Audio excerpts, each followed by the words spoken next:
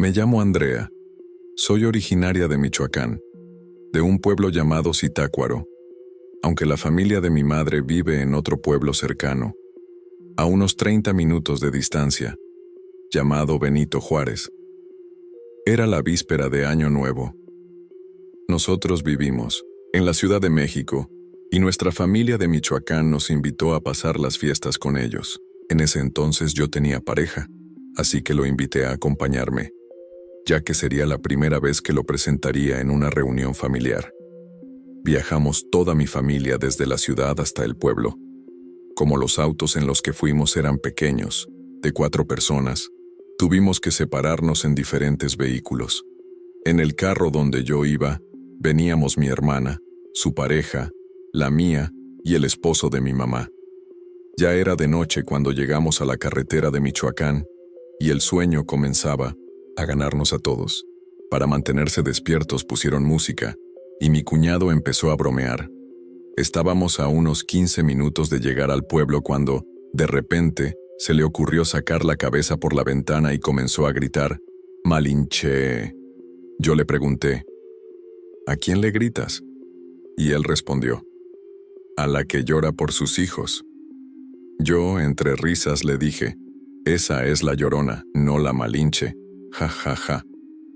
Seguíamos bromeando, pero le advertí, «Mejor no te metas con eso, porque luego donde te espantes vas a dejar de andar jugando».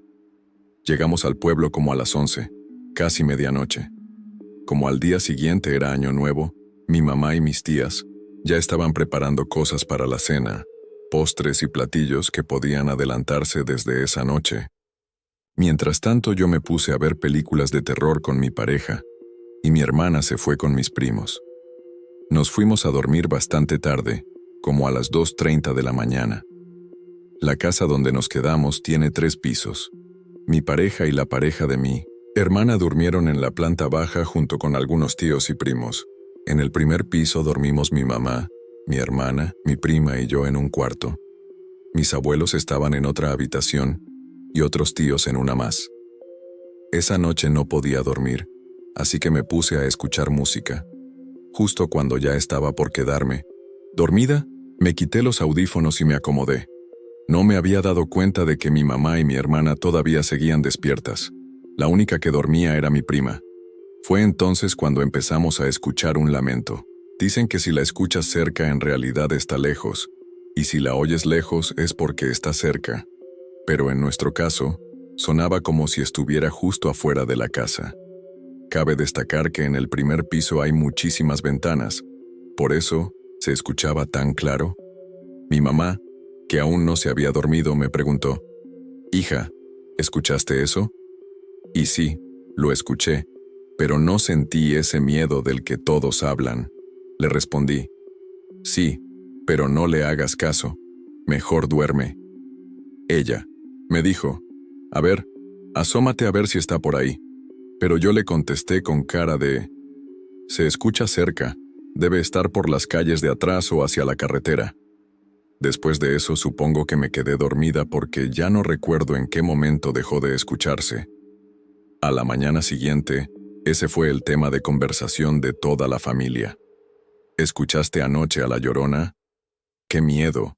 Estuvo súper cerca. Todos comentábamos lo mismo.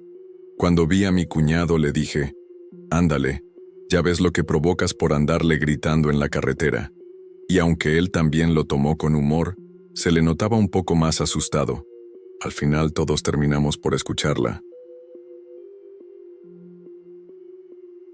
Mi nombre es Natalia, tengo 17 años y les escribo desde el estado de Michoacán. Esta historia ocurrió cuando yo tenía apenas 10 años y vivía con mis abuelos en una comunidad cercana a Tingambato. Ese pequeño poblado está rodeado de zonas boscosas por todos lados, y de hecho, la casa de mis abuelos está ubicada en las afueras del pueblo. Se podría decir que justo después del patio trasero comenzaba el campo abierto, y a unos metros de distancia se adentraba el bosque. Dentro de ese bosque existía una zona amplia delimitada por una hilera de piedras. No era un muro alto, pero sí estaba claramente marcado. Desde pequeña mis abuelos me advirtieron que no debía cruzar esa línea, pues decían que ese lugar era muy peligroso. A pesar de que me dejaban salir a jugar con mis amigos todas las tardes, esa advertencia era la única regla firme: jamás entrar en esa parte del bosque. Mis amigos, al igual que otros niños del pueblo, también tenían prohibido acercarse a ese sitio, lo que alimentaba muchas leyendas de miedo. Se decía que ahí aparecían fantasmas, que vivía una bruja o que cosas extrañas pasaban entre los árboles. Entre los niños inventábamos historias, pero todos respetábamos esa advertencia. Ni siquiera los adultos se atrevían a cruzar esa línea de piedras. Sin embargo, como les mencioné, en ese entonces yo tenía 10 años, y como es común a esa edad, la curiosidad y la imprudencia podían más que el miedo. Durante mucho tiempo, respeté la regla, hasta que una noche decidí desobedecer. Estaba jugando a las escondidas con mis amigos y, en busca del mejor escondite, se me ocurrió meterme justo en esa parte del bosque. Como sabía que nadie más se atrevería a ir ahí, pensé que sería el lugar perfecto para que no me encontraran. Salté el pequeño muro de piedras y me oculté detrás de un árbol. Permanecí ahí por varios minutos, esperando el momento oportuno para salir y ganar el juego. Fue entonces cuando escuché claramente cómo crujían ramas y hojas secas detrás de mí, como si alguien se acercara caminando. Me volteé rápidamente pensando que era uno de mis amigos, pero no había nadie. Solo la densa vegetación y el silencio absoluto del bosque. Aunque estaba segura de haber oído pasos, no me asusté. Salí corriendo y continué con el juego, como si nada. Al día siguiente por la tarde volví a reunirme con mis amigos. En un momento, mi abuela me llamó para pedirme que recogiera un poco de leña antes de entrar a la casa. Las horas se me pasaron volando, y justo cuando me iba a regresar recordé el encargo. Como ya estaba oscureciendo, decidí ir rápidamente al bosque. Sabía que en la zona prohibida había muchas ramas secas, así que, a pesar de la advertencia, decidí entrar de nuevo. Pensé que si lo hacía rápido, nadie se enteraría. Después de todo, el día anterior ya había entrado y no pasó nada. Mis amigos no quisieron acompañarme por miedo a que los descubrieran, así que fui sola. Crucé la línea de piedras y caminé varios metros hacia adentro, recogiendo ramas y pequeños trozos de tronco. La oscuridad ya era muy densa y apenas podía ver. Cada paso que daba era acompañado por el crujir de hojas secas bajo mis pies. Cuando ya tenía suficiente leña, algo muy extraño sucedió. Un olor horrible, putrefacto, comenzó a invadir el ambiente. Olía a animal muerto, o quizás a algo peor. Era un hedor insoportable. Salí corriendo de ahí lo más rápido que pude. Cuando regresé al lugar donde había estado jugando con mis amigos, ya no había nadie. Todos se habían ido.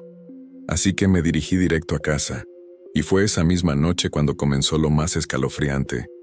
No pude dormir.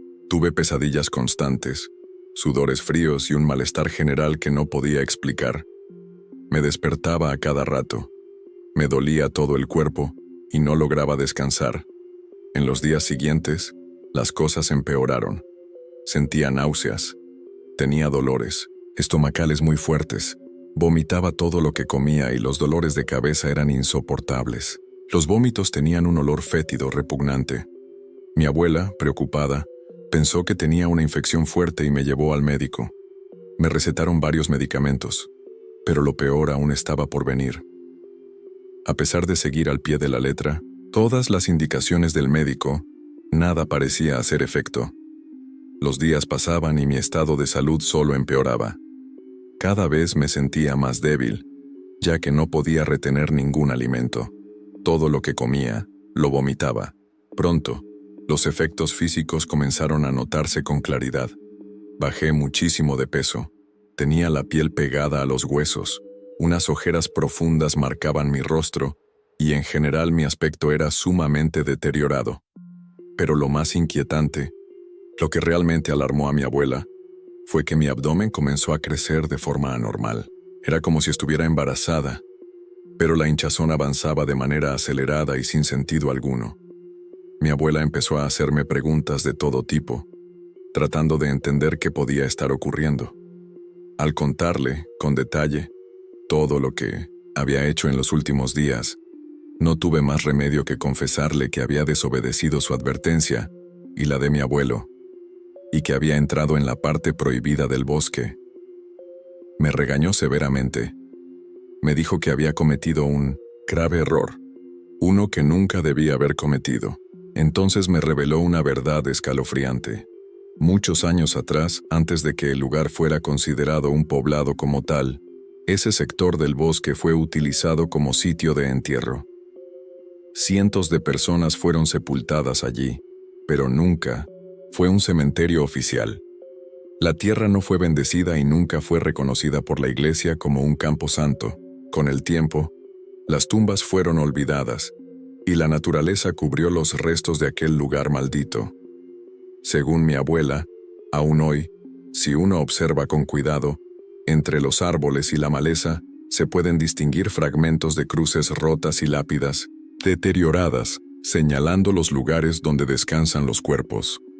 Muchas de las personas enterradas allí fueron víctimas de crímenes. Sus cuerpos fueron ocultados en secreto, enterrados sin justicia y sin oración. Ese lugar, cargado de historias macabras, ha sido evitado por generaciones. Hay quienes aseguran haber visto figuras oscuras desplazarse entre los árboles. Otros han escuchado gritos desgarradores o sollozos en medio de la noche. Aunque algunos valientes han intentado investigar, nunca encuentran nada, y los fenómenos continúan. La gente del pueblo dice que, al no haber sido bendecido, las almas que ahí descansan no han encontrado la paz, y por eso siguen penando. Después de escuchar todo esto, mi abuela no tuvo dudas. Estaba convencida de que mis males estaban directamente relacionados con mi incursión en ese lugar. Como los medicamentos no surtían efecto, me llevó con una curandera muy respetada en la región. Esta mujer confirmó las sospechas. Desde el momento en que pisé ese terreno maldito, y peor aún, al haberme llevado leña de ahí, algo se había pegado a mí. La curandera realizó una limpia y al finalizar, nos explicó que el espíritu errante de una de las personas sepultadas en ese sitio se había aferrado a mí.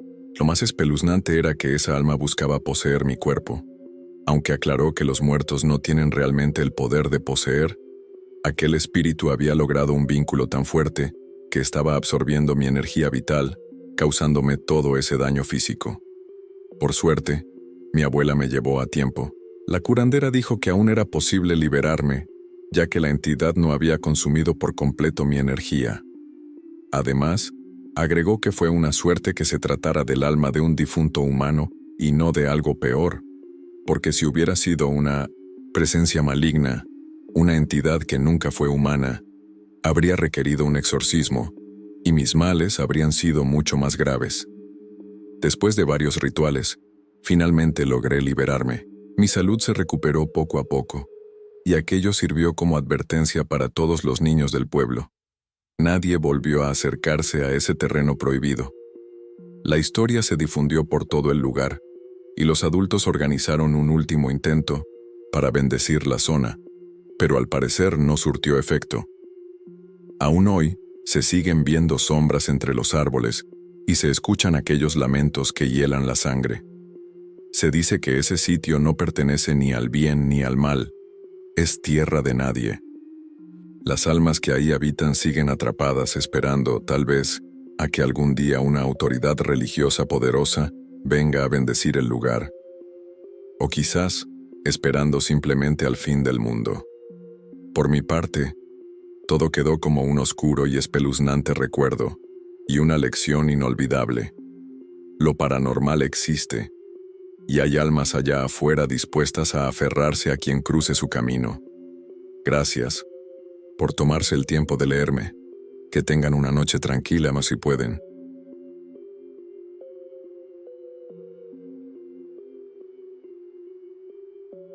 Quiero contarles una experiencia que viví hace algún tiempo, mientras trabajaba en un rancho muy cerca de Zamora, Michoacán. Es algo que me marcó profundamente y que, hasta el día de hoy, no logro comprender del todo. Se trata de un suceso relacionado con algo que, en su momento, me pareció imposible. Animales que pueden hablar. Al principio me costaba creerlo, pero lo viví en carne propia. Todo comenzó cuando me asignaron el turno nocturno. Mi tarea consistía en vigilar el inocente sin rancho durante la madrugada para evitar que los ladrones se llevaran el ganado.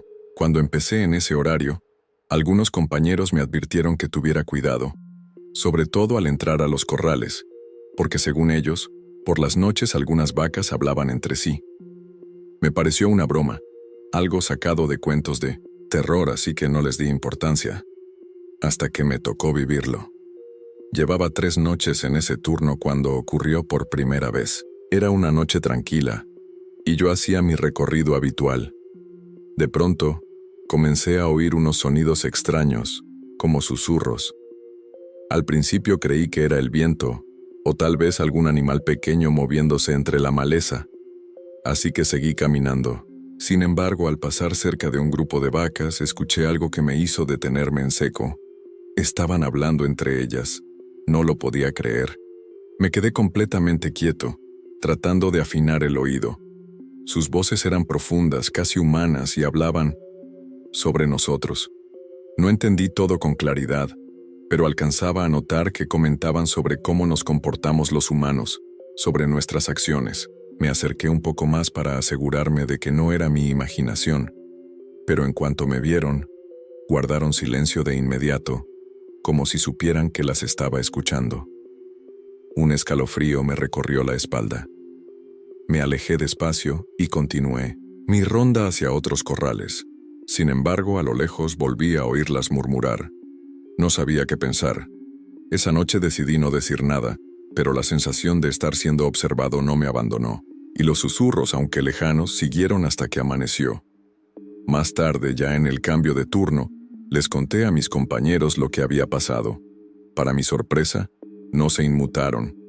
Dijeron que era algo común en ese lugar, que no solo ocurría de noche, aunque durante el día era menos frecuente. Después, compartí la historia con un familiar y su respuesta me dejó pensando. Según él, en tiempos de la Revolución Mexicana, muchas personas murieron en esas tierras y fueron enterradas ahí mismo, donde hoy se encuentra el rancho. Me advirtió que el lugar podría estar maldito y que lo que escuché aquella noche podría ser el eco de almas que aún no encuentran descanso. Hoy en día estoy convencido de que hay cosas que simplemente no podemos explicar. Y sí, hay animales que pueden hablar. Gracias por escuchar mi historia. Quiero enviar un saludo muy especial y un fuerte abrazo a todo el equipo y a la comunidad de Frecuencia Paranormal. Mi abuelo era originario de San Martín Oxoloapan, un pequeño pueblo rodeado de montañas y profundas barrancas. Al caer la noche, la niebla cubre los caminos, y el viento parece mezclarse con el murmullo de los árboles. Es un lugar donde la gente cría chivos, borregos y vacas, y donde las historias de apariciones y seres extraños son tan comunes como las fogatas durante las noches frías. En su juventud, mi abuelo era un hombre de carácter fuerte, de esos que decían no temerle ni a Dios ni al diablo, palabras por las que, según él mismo, algún día pagaría el precio. Él y sus compadres tenían afición por el alcohol y el tabaco, y solían salir casi todas las noches, a veces a la cantina del pueblo y otras tantas a algún rincón apartado, cuando el dinero ya escaseaba, compartiendo una sola botella entre risas y recuerdos. Aquella noche no fue la excepción. Era pasada la medianoche, cuando mi abuelo y 3 de sus amigos se reunieron bajo un viejo árbol de tronco retorcido, en un camino que serpenteaba cerca de una barranca. Desde allí, podían ver la oscuridad del abismo extendiéndose frente a ellos como si la tierra se abriera para engullir todo a su paso. Solo la luz de la luna les ofrecía algo de claridad, y el canto de los grillos y otros animales nocturnos rompían el silencio absoluto que los rodeaba. Mientras continuaban bebiendo y pasándose la botella de mano en mano, el aire se tornó extrañamente frío, mucho más de lo habitual para esa época del año. Lo comentaron entre risas, ya que la brusquedad del cambio fue tan repentina que no pudieron evitar mencionarlo. Minutos después fue cuando lo escucharon. Era un sonido distante, pero claro y repetitivo. Pronto se dieron cuenta de que era el trote de un caballo. Al percatarse de esto, Las risas cesaron al instante. Mi abuelo y sus 3 amigos dirigieron la mirada hacia el camino. Al principio solo vieron sombras moviéndose entre la niebla, pero pronto la silueta de un enorme caballo negro emergió de la oscuridad, acercándose lentamente. Sin embargo, lo más inquietante era lo que venía sobre el caballo. Un hombre completamente vestido de negro, con una postura rígida y casi inhumana, montaba el animal. Llevaba un sombrero de ala ancha que proyectaba una sombra oscura sobre su rostro, ocultándolo por completo. Su ropa, una camisa y pantalones que parecían absorber la luz de la luna en lugar de reflejarla, lo hacían aún más extraño. El caballo se detuvo justo frente a ellos, y en ese instante, el silencio se volvió tan denso que ni los grillos se oían. Uno de los compadres, tal vez para romper la tensión, aclaró la garganta y se atrevió a hablar. «Buenas noches, amigo. ¿Qué hace a esta hora trotando por aquí?». El hombre tardó en responder y cuando lo hizo, su voz profunda y áspera sonó como si cada palabra raspara su garganta. «Buenas noches. Estoy buscando unos borregos que se me perdieron. ¿Por casualidad no los han visto?». Los 4 hombres se miraron entre sí. La pregunta, aunque común en un pueblo ganadero, tenía algo raro, algo que les erizó la piel. Sus ojos se posaron en el caballo, un animal robusto pero inquietantemente silencioso. Sus cascos no producían ningún ruido al detenerse, y su respiración no formaba el vapor blanco que debería haberse visto por el frío de la madrugada. Mi abuelo, siempre valiente o quizás influenciado por el alcohol, decidió actuar como lo haría con cualquier extraño en una noche de tragos. Levantó la botella y se la ofreció al jinete. El hombre extendió la mano para recibirla, y fue en ese momento cuando mi abuelo y sus amigos notaron algo muy perturbador. Sus dedos eran largos y delgados, demasiado huesudos. Las uñas, si es que se les podía llamar así, no eran normales. Parecían garras afiladas, curvadas hacia abajo como si hubieran crecido así durante semanas o incluso meses. El extraño tomó un sorbo y devolvió la botella sin decir una palabra. Al recibirla, mi abuelo sintió un escalofrío recorrerle la espalda, pues la botella estaba extrañamente caliente, como si hubiera sido sostenida por un fuego vivo. El jinete, al hablar nuevamente, hizo que la sangre de los hombres se congelara. «Seguiré buscando mis borregos, pero antes de irme les daré un consejo. No se queden tan tarde bebiendo por estos rumbos. Algo malo podría pasarles». Luego, con un ligero tirón de las riendas, el caballo giró y comenzó a alejarse. Sin embargo, mientras se marchaba, mi abuelo y sus amigos notaron algo aún más aterrador. El caballo no producía ningún sonido. Al caminar, no se oía el golpeteo de los cascos contra la tierra ni el crujir de las piedras bajo su peso. Simplemente avanzaba, como si flotara. El grupo permaneció en silencio hasta que la figura desapareció por completo en la oscuridad. Entonces, mi abuelo levantó la botella para examinarla, y lo que vio lo dejó completamente paralizado. Las huellas de los dedos del jinete estaban marcadas en el vidrio, impresas de una manera que parecía que se habían quemado. No eran simples manchas de suciedad ni marcas de humedad, sino quemaduras reales en la superficie del cristal. Eran alargadas, con puntas afiladas, como las garras de una criatura salvaje. El miedo rompió su parálisis. Sin decir una sola palabra, arrojaron la botella al suelo. Se levantaron rápidamente y, aterrados, comenzaron a regresar a sus casas. Desde esa noche, mi abuelo y sus amigos dejaron de salir tan tarde a beber, y él jamás volvió a contar esa historia sin persignarse primero. Hasta el día de su muerte, cuando alguien le preguntaba quién podría haber sido aquel hombre, siempre bajaba la voz y respondía: «No, hijo, aquel jinete no era un hombre, y tampoco venía buscando borregos».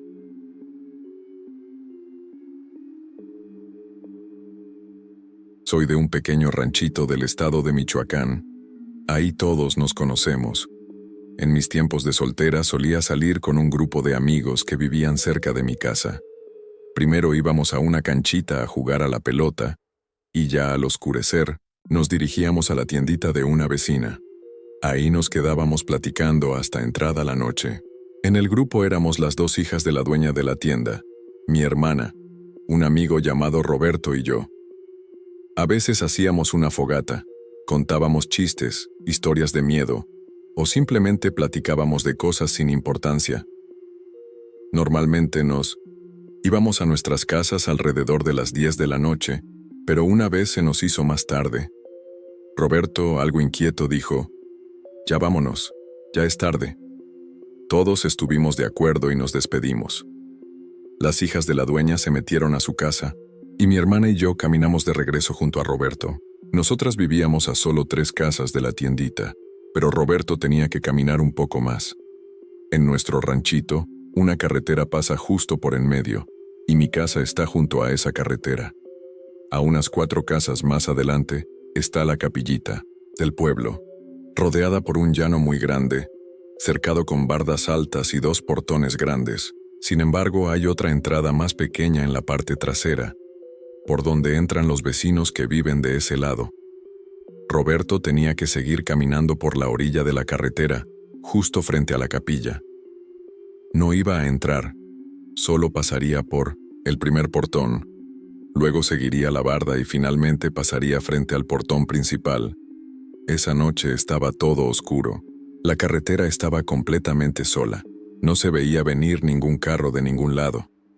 Cuando mi hermana y yo llegamos a la puerta de nuestra casa, Roberto nos dijo: «Espérenme aquí afuera mientras paso por la iglesia y ya se meten cuando me vean entrar al callejón donde vivo. Después de la capilla hay un par de casas, un lote baldío, y luego está el callejón que lleva a su casa». Así lo hicimos. Nos quedamos paradas afuera, esperando que él llegara hasta el callejón. Lo vimos pasar primero por el primer portón, luego siguió caminando por la barda. Ya casi llegaba al portón principal cuando, de pronto, vimos cómo la puerta se abrió y salió un hombre con una bicicleta. No iba montado en ella, sino caminando y empujándola. Le dije a mi hermana: «Mira, ya no irá tan solito Roberto, ahí salió alguien». Ella respondió: «Sí, es cierto. ¿Quién será?». El hombre caminaba detrás de Roberto. Aún así, esperamos hasta verlo llegar al callejón y dar vuelta. Desde nuestra posición, podíamos verlo a través de una barra que marcaba la entrada. Nos metimos entonces a la casa. Al día siguiente, por la tarde, Roberto vino a visitarnos. Estábamos platicando como siempre cuando de pronto le pregunté: «Oye, ¿y a todo esto? ¿Quién era el hombre que salió del portón de la iglesia cuando pasaste por ahí anoche?». Él me miró confundido y dijo: «¿Qué? Sí, anoche. Cuando pasaste por la iglesia, ¿quién salió de ahí?». Me miró como incrédulo y me dijo: «Estás bromeando. Nadie salió de ahí».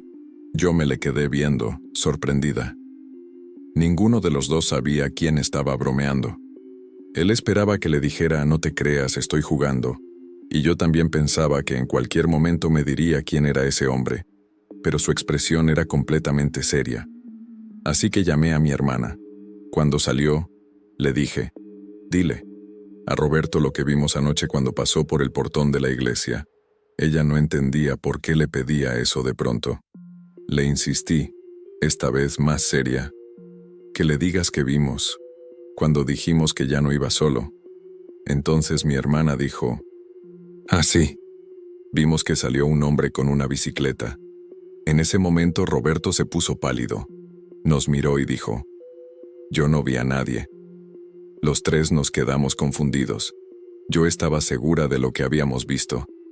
Tragando saliva y tratando de cambiar el tema, les dije: «Bueno, ya vámonos a la cancha a jugar». Pasaron unos días y Roberto volvió a tocar el tema. Me dijo que cuando él era un bebé, de 1 o 2 años, tenía un tío que lo quería mucho. Él no lo recuerda, pero su mamá le ha contado que lo abrazaba mucho. Ese tío murió atropellado por un autobús, justo cuando iba en su bicicleta frente a la iglesia. Si lo que vimos aquella noche ya me había dejado nerviosa, esto me dejó sin palabras. Gracias por leer. Espero que les haya gustado. Tengo más relatos por contar.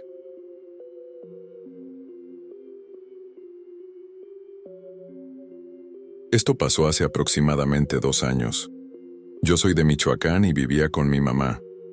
No tenemos casa propia, así que siempre nos hemos estado mudando dentro del mismo pueblo. Ya teníamos más o menos 4 años viviendo en la casa donde actualmente reside mi mamá. Hasta ese momento nunca había experimentado lo que dicen que es que se te suba el muerto. Esa vez tomé una siesta por la tarde. Me acosté boca arriba, y como las ventanas de mi cuarto estaban abiertas y entraba mucha luz, me puse la almohada sobre la cara, cubriéndome apenas los ojos. Me quedé dormida, y ahí fue cuando todo sucedió.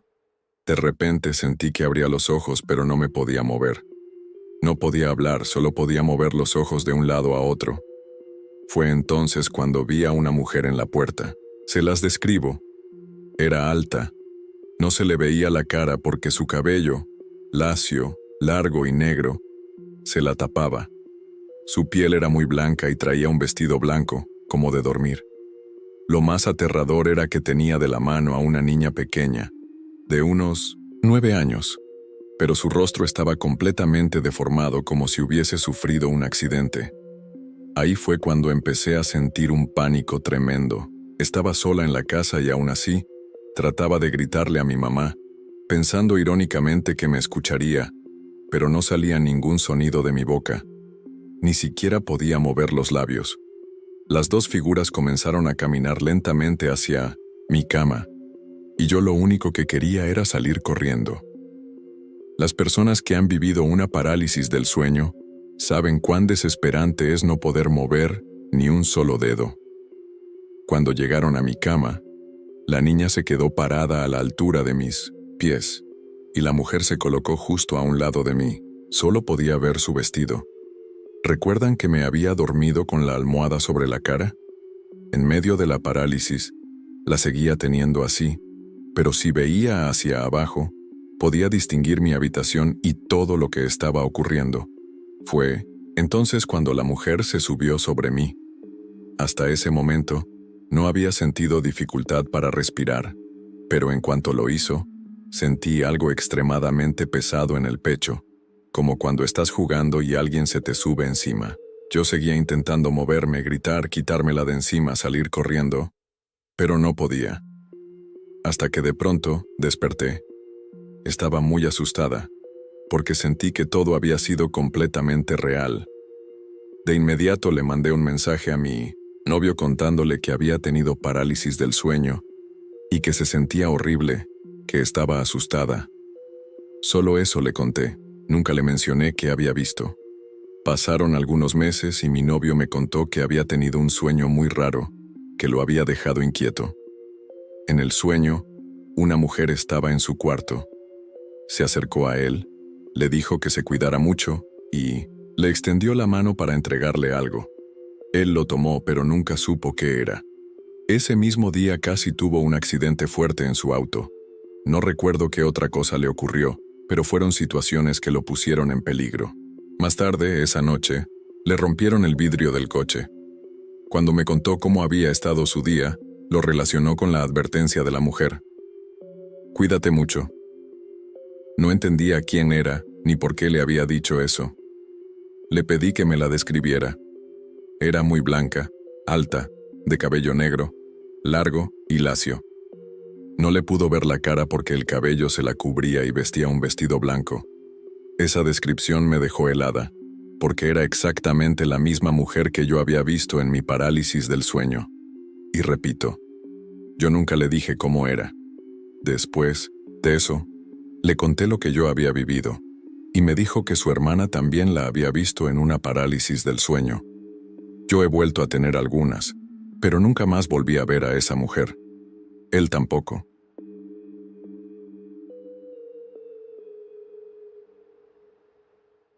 El muerto del último cuarto, mi abuelita, era una mujer creyente y muy respetuosa de la religión católica.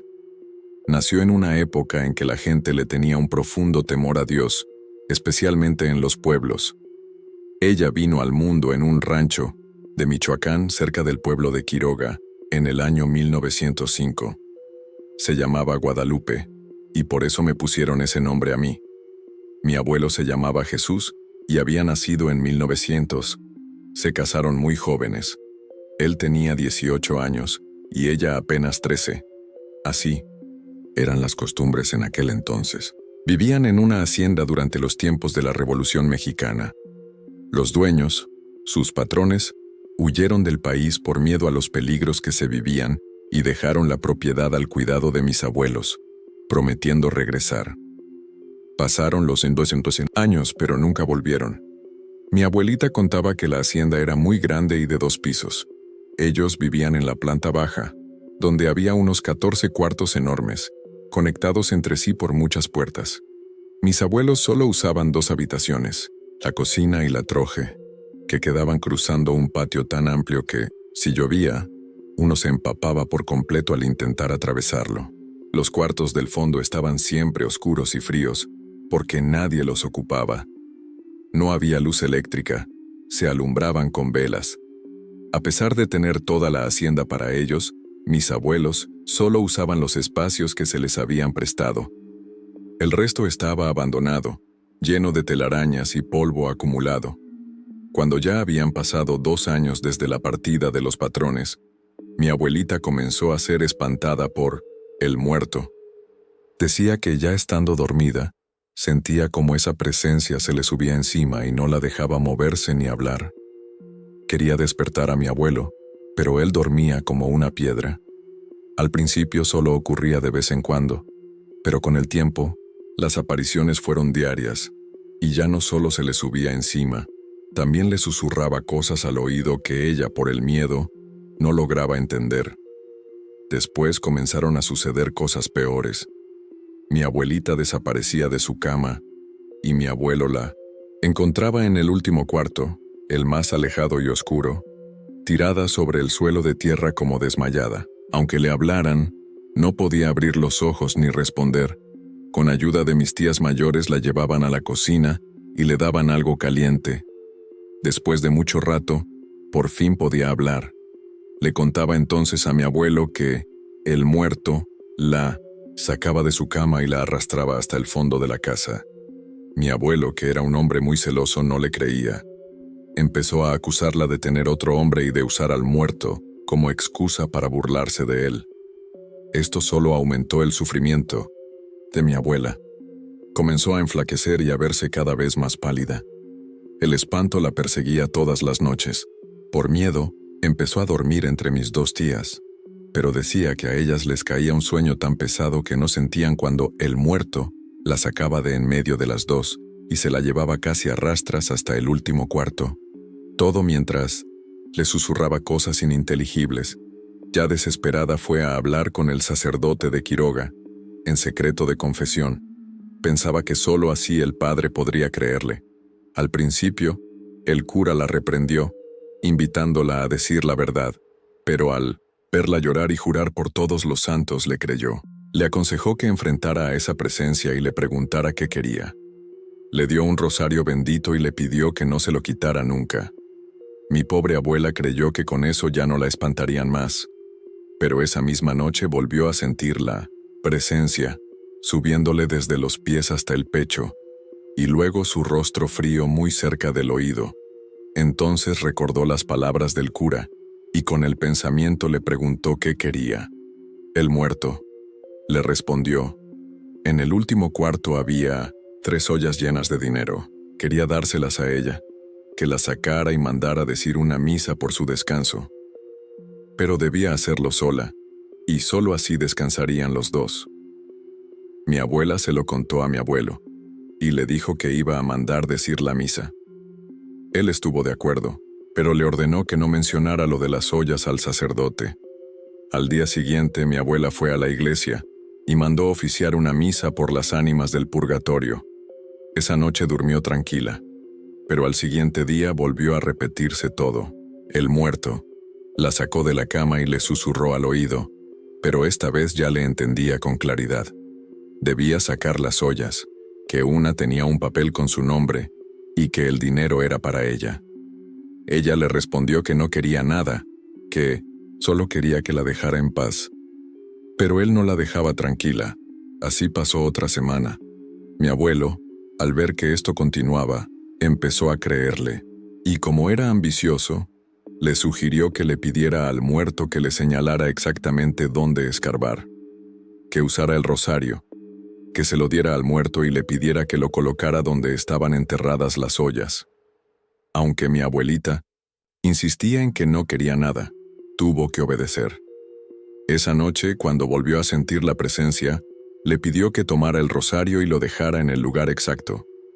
El muerto accedió, pero le repitió que ella debía ir sola, porque ese tesoro era solo para ella. Mi abuelita se lo dijo a mi abuelo, pero él ya había hablado con su compadre y con un hermano. Muy decididos, se fueron al cuarto del fondo con picos y palas. Buscaron la señal y encontraron el rosario en un rincón. Comenzaron a escarbar. No tuvieron que cavar mucho, como medio metro, decía mi abuela, cuando encontraron 3 grandes ollas de barro, bien tapadas y no tan pesadas. Las sacaron, las destaparon y se llevaron una gran desilusión.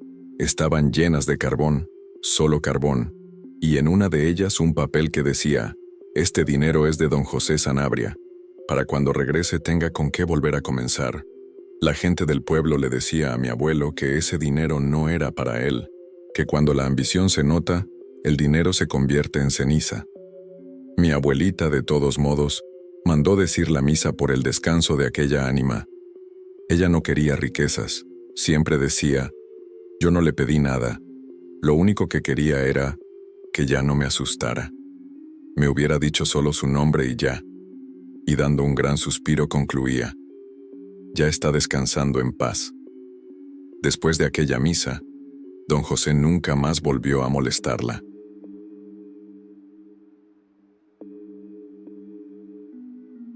Soy de un pueblito de Michoacán. Desde muy pequeño comencé a tener un acercamiento muy especial con el ocultismo, al grado de poder ver o sentir lo que otros no pueden. Cuando tenía 9 años, mi padre salió de viaje a la Ciudad de México, a una marcha. Faltando unas horas para su regreso al pueblo, mi madre, mi hermana y yo lo esperábamos juntos en la sala de la casa. Ya en la madrugada, mi madre nos pidió que fuéramos a dormir, y nos dijo que si mi padre llegaba, ella nos despertaría, para poder saludarlo. Mi hermana, un poco miedosa, me pidió quedarse conmigo en mi cuarto porque le temía a la oscuridad. Nos fuimos a acostar y cuando todo estaba en silencio, comenzamos a escuchar un grito muy a lo lejos, pero era desgarrador. Mi hermana me calló y dijo: «¿Escuchas eso? Dicen que es la Llorona, y que cuando la escuchas cerca es porque anda lejos, pero cuando la escuchas lejos, es porque está cerca». No terminó de decir la oración, cuando los 2 perros que teníamos en el patio comenzaron a ladrar con desesperación, brincando hacia la puerta como si quisieran atacar a alguien. Y de pronto, ese llanto que sonaba a metros de nuestra casa, ahora estaba justo afuera. Los gritos eran terribles y profundos, como si alguien estuviera llorando con un dolor inmenso. Cada lamento me dejaba inmóvil, paralizado. Mi madre entró corriendo a nuestro cuarto, nos tomó de las manos y nos llevó con ella. «Vengan, métanse aquí conmigo. Pase lo que pase, no me suelten, cierren los ojos y recen fuerte». Y así lo hicimos. No sé si alguien más haya escuchado a la Llorona antes, pero esos segundos, o minutos, parecen horas cuando estás en medio de su llanto. Al 5.º grito, la puerta principal comenzó a sacudirse como si alguien quisiera entrar, y los gritos retumbaban por toda la casa. Mi hermana y yo comenzamos a llorar, y abrazamos lo más fuerte que pudimos a mi madre. Justo cuando ella terminó de rezar la última parte de su oración, el llanto cesó. A la mañana siguiente, mientras desayunábamos, llegó mi papá con mi tía. Al sentarse a la mesa, nos dijo con gran asombro: «¿También escucharon a la Llorona?». Yo estaba muerta de miedo porque pensé que se iba a meter a la casa, pero dicen que cuando se sienta afuera de una casa, o intenta abrirla, es porque una desgracia va a pasar. No sabemos si fue coincidencia o no, pero a los 8 días murió mi tío, quien ya estaba muy enfermo de diabetes. Desde entonces volvimos a escuchar el llanto en algunas ocasiones, pero nunca más volvió a pararse frente a nuestra casa. Hoy tengo 31 años, y esta historia aún la recordamos con terror mi hermana, mi madre y yo. Espero volver a escribir más historias y compartir otros tantos relatos que han ocurrido a lo largo de mi vida. Gracias por leerme.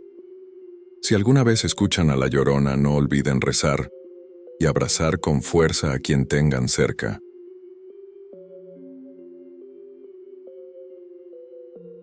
Esto sucedió en un hermoso pueblo llamado Tzintzuntzán, en Michoacán. Es un pueblo algo pequeño, pero su catedral es enorme y preciosa. Son varias iglesias o capillas dentro del mismo complejo, separadas entre sí por muros, como si cada una tuviera su propio patio con jardines amplios, pero juntas forman una sola gran catedral. No estoy segura si esto ocurrió durante alguna fiesta del pueblo o si fue en Día de Muertos. Y es que en Michoacán, los días de muertos son algo especial.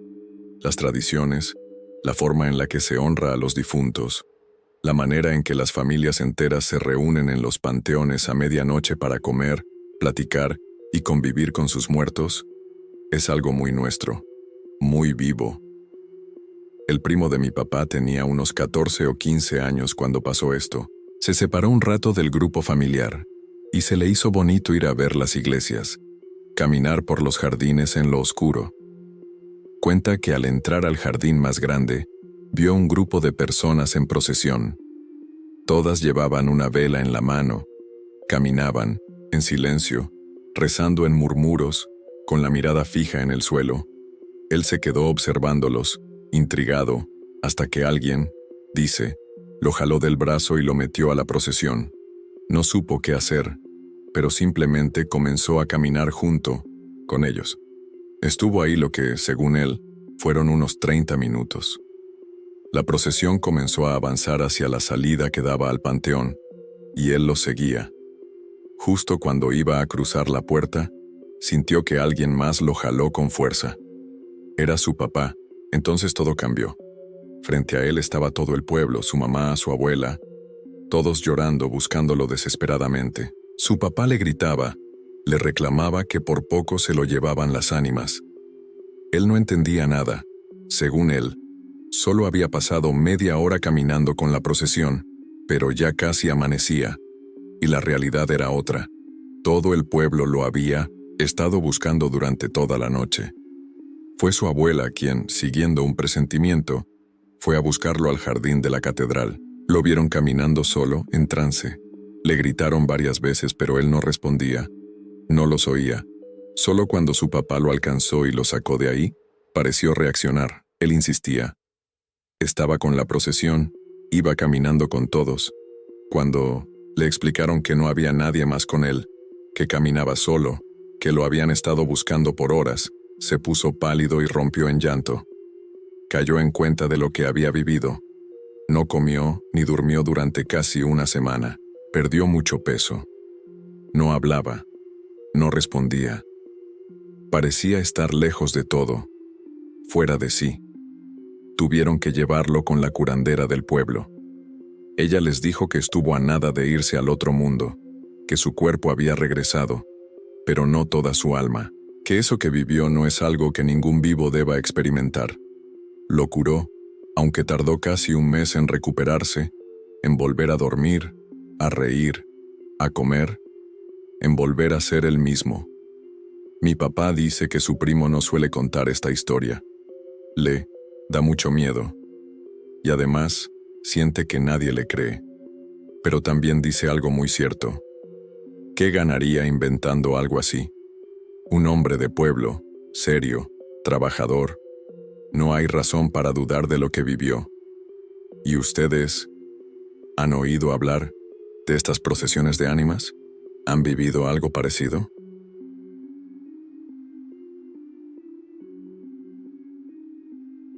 Mi relato ocurre en un pueblito cerca de Pátzcuaro. En mi juventud, por razones personales, trabajé como repartidor. Me tocaba llevar quesos y otros productos caros a tienditas y restaurantes de la región. Solía viajar con don Luisito, un repartidor veterano que ya no manejaba, pero acompañaba a los choferes porque conocía a la perfección todos los caminos. Medía apenas 1.50 metros, pero tenía una fuerza impresionante. Subía mercancías pesadas al hombro sin soltar una sola gota de sudor. Una tarde nos tocó hacer una entrega en un pueblo alejado. Por la distancia se nos hizo tarde. Ese día don Luisito me pidió que condujera despacio. Notamos algo muy raro. Todas las patrullas del pueblo estaban estacionadas a un lado de la carretera, pero no había ni rastro de los policías. Además, no venía ningún coche en dirección contraria. Ya era bastante tarde. Entregamos la mercancía lo más rápido que pudimos y nos retiramos. Al salir del poblado, nos rebasó una camioneta con varios hombres armados. Era obvio que no eran policías. Don Luisito, muy serio, me pidió que tomáramos un camino alterno más seguro. Continuar por la carretera principal habría sido arriesgar nuestra carga, la troca y nuestras vidas. El camino alterno era de terracería, pero ofrecía mayor tranquilidad. Avanzamos buen tramo, aunque tuvimos que rodear la montaña. Don Luisito me decía, «No te preocupes, por aquí llegamos bien, pero tratemos de avanzar antes de que anochezca». A pesar del esfuerzo, la noche nos alcanzó. El camino comenzó a verse muy extraño con la oscuridad. Pasamos junto a unas casitas, todas apagadas, que parecían abandonadas. Los faros opacos de 1900 la camioneta apenas iluminaban unos metros delante de nosotros. De pronto, don Luisito me apretó el brazo y me pidió con urgencia, «Apaga la camioneta, apaga también las luces». No entendí por qué, pero confié en él, y lo hice. Pensé en la camioneta con los hombres armados. Quizás nos estaban buscando. No me permitió ni orillarme. Apenas apagué el motor, escuchamos algo. Una voz a lo lejos. Una mujer. Un grito, pero no un grito común, ni el clásico lamento de «¡Ay, mis hijos!», como uno pensaría si fuera la Llorona. No. Era un grito seco congelado en una sola sílaba, y tan agudo y profundo que me erizó la piel. Un lamento aterrador que no parecía tener origen humano. Sentí unas ganas inmensas de salir corriendo. El corazón se me quería salir del pecho. Pero don Luisito me sostenía del brazo, firme, pidiéndome en susurros que no hiciera nada, que guardara silencio. La luna iluminaba con un tono azul todo el entorno. Entre los árboles vi algo imposible de olvidar. Una mujer flotando a unos 5 metros de altura, con los brazos extendidos, recorriendo el camino, el mismo por donde veníamos. El grito seguía. Me taladraba la cabeza. Cerré los ojos, pero juro que pasó justo encima de nosotros. Cuando abrí los ojos, vi cómo se alejaba lentamente, deslizándose en el aire, hasta perderse entre los árboles. Quise prender la camioneta, pero don Luisito no me dejó. Me pidió esperar unos minutos, más minutos que se sintieron eternos. No queríamos arriesgarnos a que regresara ese espectro. Finalmente, don Luisito me dijo, «Vámonos, y trata de llegar al próximo poblado lo más rápido que puedas». No pregunté nada. Me aterraba saber más. Trabajé de nuevo el lunes siguiente, ya que había entregas en pueblitos cercanos.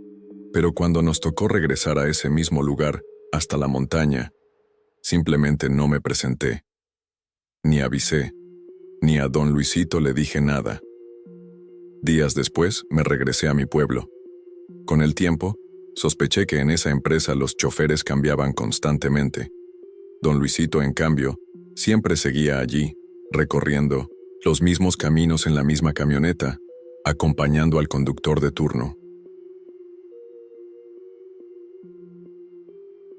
Hace 4 años mi esposa emprendió un viaje de vacaciones hacia un pequeño pueblo de Michoacán. Yo la alcanzaría unos días después. Allá tiene familia, y en particular, en la casa donde siempre la reciben, se murmuraba desde 1900, hace tiempo que había dinero enterrado.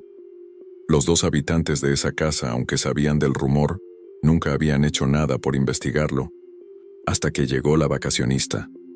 Por alguna razón comenzaron a platicar del tema y, entre la euforia y el entusiasmo, decidieron emprender la aventura de buscar. Meses antes, mi esposa se había rodeado de gente muy espiritual, videntes, personas que perciben energías y situaciones más allá de lo visible. Fue una razón más por la cual se animó a buscar, ya que con la ayuda de estas amistades, comenzaron a visualizar que, en efecto, sí había dinero enterrado en esa casa. Yo, por mi parte, no sabía absolutamente nada del asunto hasta un día antes de viajar. Ella me lo contó todo porque ya había fracasado la búsqueda. Estaba desilusionada y necesitaba desahogarse. Me confesó que desde que comenzó la travesía, les ocurrieron cosas muy extrañas. Las palas desaparecían y luego aparecían de la nada, y sus parientes empezaron a decir que escuchaban pasos dentro de la casa. Ella intentaba tranquilizarlos, diciendo que no pasaba nada, aunque por dentro también sentía inquietud. El penúltimo día, durante uno de sus rituales de oración para continuar excavando, utilizó un péndulo. Le preguntaba si podían seguir, si tenían permiso, o si era seguro bajar. Ella decía invocar a seres de luz, especialmente al arcángel Gabriel. Pero en una ocasión, mientras estaba abajo en el agujero, preguntó directamente si la energía que la acompañaba era él, y el péndulo empezó a moverse bruscamente marcando un claro no. Salió espantada y decidió poner fin a esa aventura. Cuando llegué a la casa, noté de inmediato que el agujero que habían hecho era bastante grande, justo en el cuarto donde nosotros dormiríamos. Mi esposa, entre lágrimas, me contó lo frustrante y agotador que había sido cavar y buscar. Después se quedó dormida en mi regazo, rendida. Como mencioné, el agujero estaba justo a los pies de nuestra cama, al lado de un enorme tocador con espejo.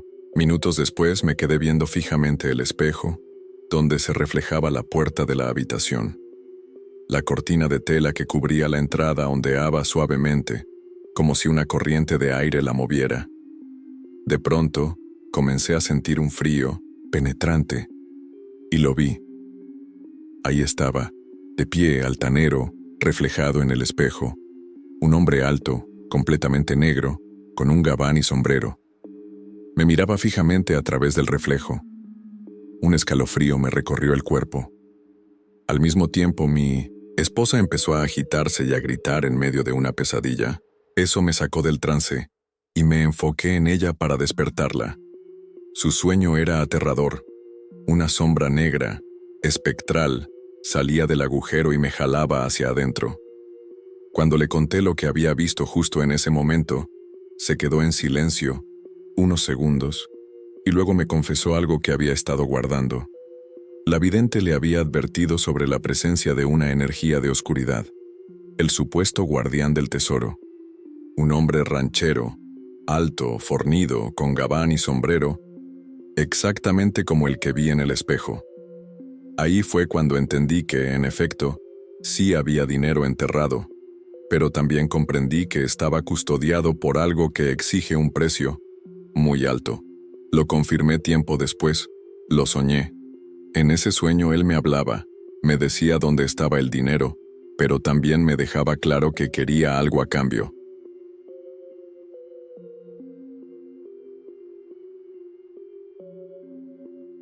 Esta historia tiene lugar en Angangueo, Michoacán, pueblo de donde es originaria la mamá de mi suegra. Hago mención de ella porque fue quien le contó a su familia lo sucedido. El evento le ocurrió a un pariente lejano de su familia. En aquella ocasión, el señor protagonista se dirigía a visitar la casa de la señora, mamá de mi suegra. Para llegar hasta su domicilio debía atravesar algunas zonas boscosas con muy poca iluminación.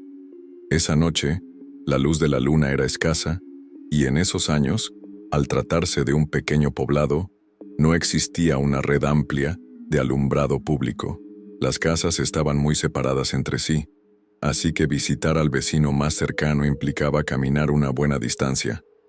Así lo hacía el señor, alumbrando el oscuro camino con su única herramienta, una pequeña linterna de baterías. De repente, escuchó a lo lejos el llanto agudo de un bebé. El sonido se hacía más fuerte conforme avanzaba. Sorprendido y preocupado, empezó a iluminar entre la maleza, tratando de ubicar el origen del llanto, mientras exclamaba con indignación: «Viejas, hijas, ¿cómo se les ocurre venir a tirar a esta pobre e inocente criatura al bosque? Viejas malvadas, deshumanizadas.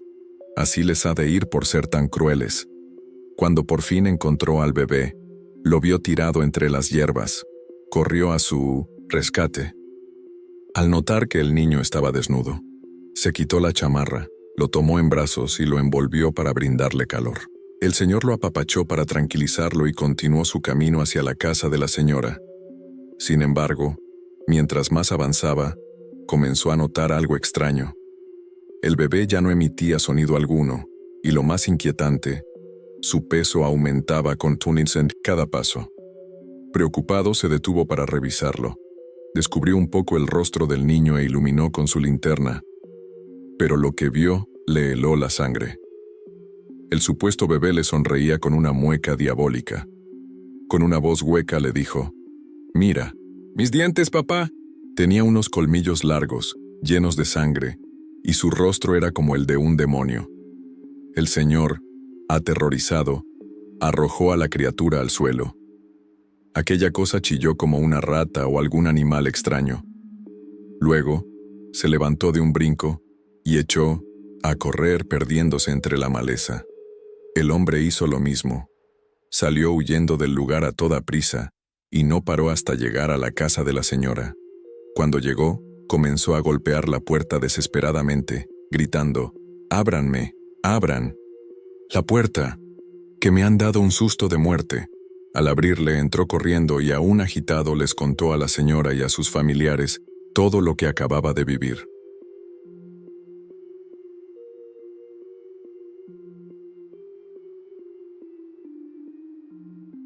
Esto le sucedió a mi mamá cuando tenía 14 años en Yurécuaro, Michoacán. En ese entonces vivía con mi abuelita, ama de casa, mi abuelito, inspector de vías en Nacionales de México, actualmente Ferromex, y sus 8 hermanos. Cuando a mi abuelito le tocaba viajar a otros estados por trabajo, a mi mamá y a sus hermanos les encantaba pasar largas horas en la calle con sus amigos, paseando por el pueblo. Aprovechaban esos días, ya que su papá era muy estricto, y cuando él estaba en casa no les permitía salir tanto. En una ocasión, a mi abuelito le tocó ir a la Ciudad de México, y llevaba ya una semana fuera. Ese día, como era costumbre, mi mamá estaba afuera de la casa platicando con su novio, cuando uno de sus hermanos llegó corriendo y alterado, diciendo que había visto a su papá acercarse a la casa. Ambos corrieron y se metieron rápidamente. Se asomaron por la ventana, y sí, vieron a su papá caminando en dirección a la casa. Llevaba una maleta en la mano y la mirada baja. Pero lo más extraño fue que, a diferencia de otras veces, no corrieron a recibirlo con alegría como solían hacerlo. En lugar de eso, los invadió una sensación inexplicable de miedo, angustia y una especie de presentimiento oscuro. Se apartaron de la ventana, con el corazón acelerado, esperando que llegara en cualquier momento. Pero pasaron los minutos, luego las horas, y él nunca llegó. Mi abuelita, extrañada, le pidió a uno de sus hijos que fuera a revisar si su papá no estaría en casa de su compadre tomando algo. Lo buscaron por todos los lugares que frecuentaba, pero no lo encontraron. Al día siguiente, una amiga de 1900, mi abuelita se acercó a contarle que lo había visto parado en la estafeta, con una maleta en la mano. Incluso lo saludó, pero él no respondió, solo se quedó mirando hacia el frente. Pensaron que tal vez solo había pasado ese día, y se había regresado de inmediato al trabajo. Pasó menos de una semana, cuando llegó una carta a la estafeta, la misma donde lo habían visto. Era un aviso urgente. Mi abuelito había tenido un accidente ferroviario y debían viajar inmediatamente a la Ciudad de México. Se encontraba hospitalizado en estado muy grave. Cuando llegaron, les informaron que el accidente había ocurrido 15 días atrás, es decir, el día en que lo vieron en el pueblo, él ya estaba postrado en una cama de hospital, muy lejos de allí. Al escuchar la voz de mi abuelita, mi abuelito, con las pocas fuerzas que le quedaban, le tomó fuertemente la mano, y en ese momento falleció. Desde entonces en la familia se dice que quizás fue a recoger sus pasos, que regresó a su casa una última vez, a despedirse.